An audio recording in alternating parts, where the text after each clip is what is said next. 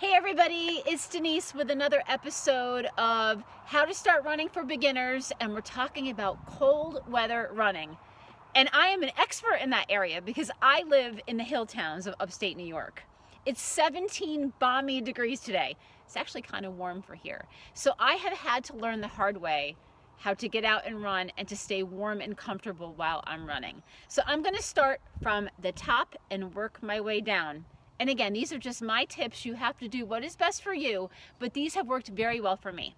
So starting with your head, it's really important to keep the heat in, to keep your head warm. I love fun hats. It makes running fun for me as I get geared up. My cupcake hats are my favorite. I also have other cupcake hats. I have my Minion hat. I have my strawberry hat.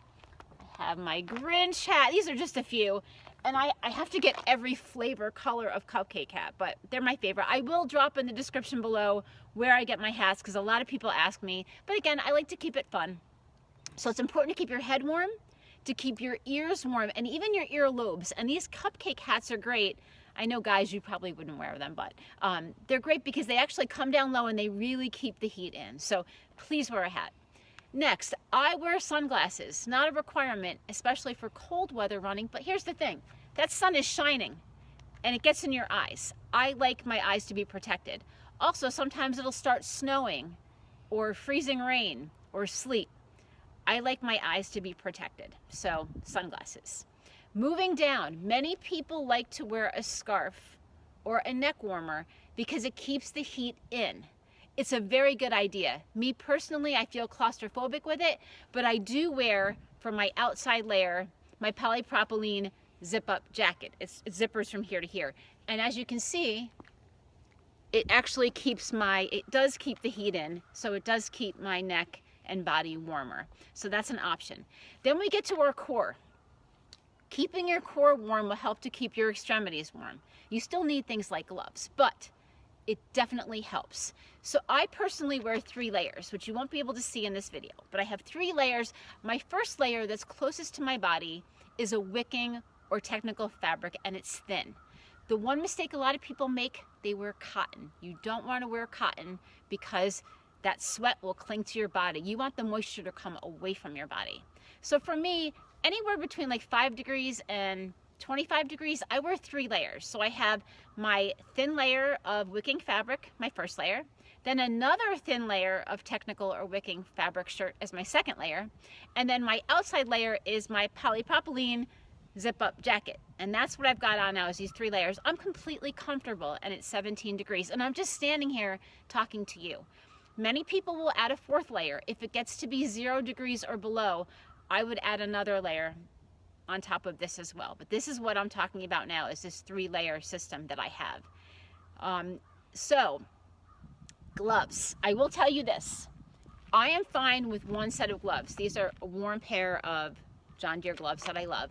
But many people, their hands get cold. Extremities can be a problem. So what I would suggest, if your hands get really cold, wear a thin layer of gloves and then put the heavier gloves on top of it. Another option, mittens, because mittens keep your fingers together. That helps to keep your hands warmer.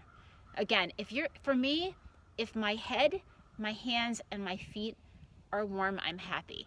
And that means I have to be dressing well for my core. Layers is key. You got to remember that. Layers, layers, layers. You don't think about that a lot when you first start out, but it really makes a world of difference.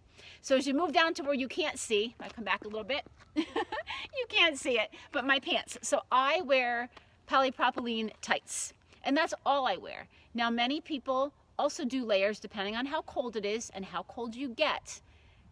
So I just have the tights. My legs don't get cold.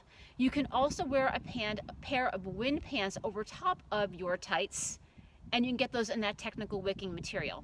Another quick note, you don't have to spend $1 million. You can get running clothes in your local department store. There are running stores that have beautiful clothes. I know for me, I like to save money, and I need several outfits because I want to be washing and wearing different things. So you don't have to spend a ton of money. You can get great running gear at a very affordable price. So then we move down to our feet, and you can't see my feet right now, but for socks, you're going to hear different things. Some people will tell you to wear a natural fabric heavy sock like a wool sock.